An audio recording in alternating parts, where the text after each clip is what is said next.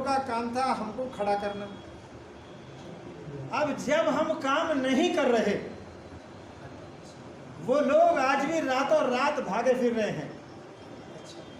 सारा एक point programme है उनका, एक विजय के लिए सारी रात आज 2024 के चुनाव के लिए भागे फिर रहे हैं। हम लोग क्या कर रहे हैं? हम लोग क्या कर रहे हैं बताइए? क्या बाबा साहब अम्बेडकर ने जो मेहनत की, आप मुझे चुप करने के लिए खड़े हुए क्या? शॉर्ट में खत्म करूंगा तो कुछ भी नहीं कह पाऊंगा।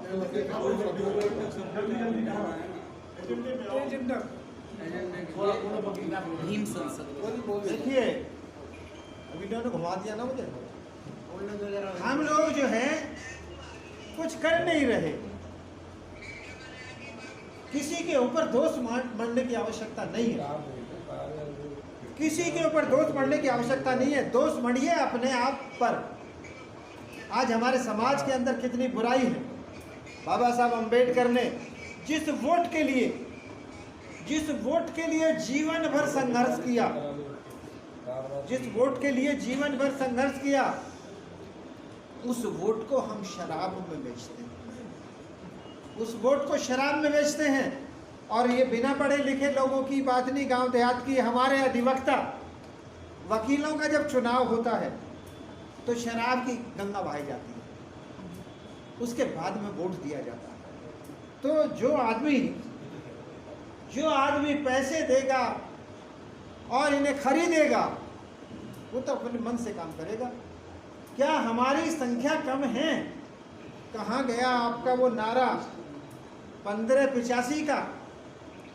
15 लोग राज कर रहे हैं, डबल इंजन की सरकार बन रही है, सारी चीजें हैं, और 85 वाले कहाँ?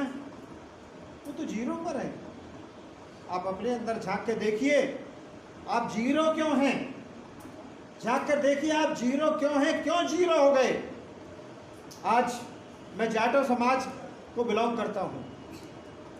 एक भी जाटो दूसरे जाटों की बात मानने को तैयार नहीं है। हर जाटो नेता है।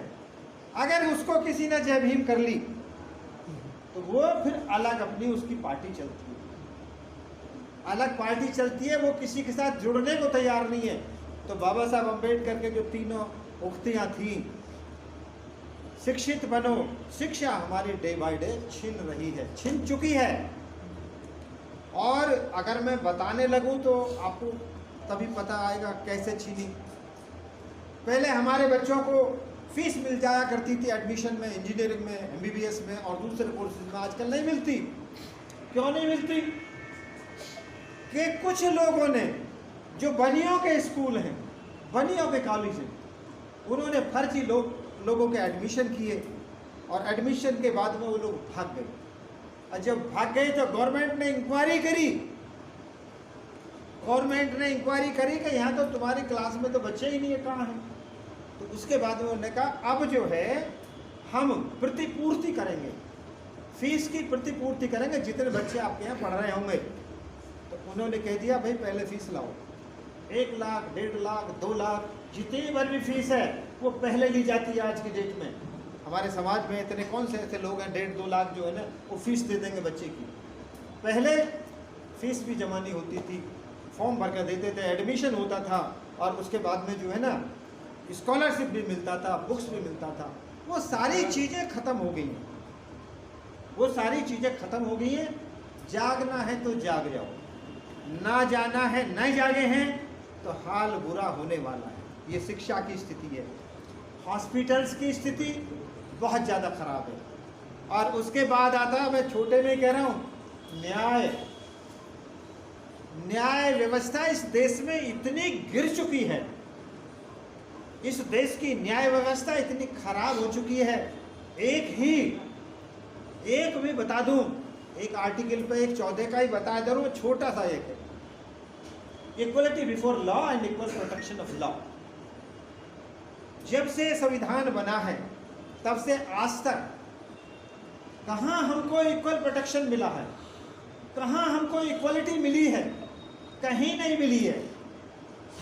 इसके लिए पूरे देश की पुलिस जिम्मेवार है। इसके लिए पूरे देश के वकील जिम्मेवार हैं और इसके लिए पूरे देश की जुडिशरी जिम्मेवार है। अगर हमारे साथ में किसी ने बेईमानी की है तो जुडिशरी ने की है।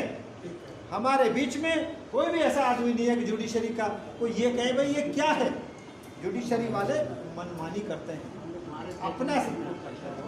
तो ये सारी चीज़ें हैं।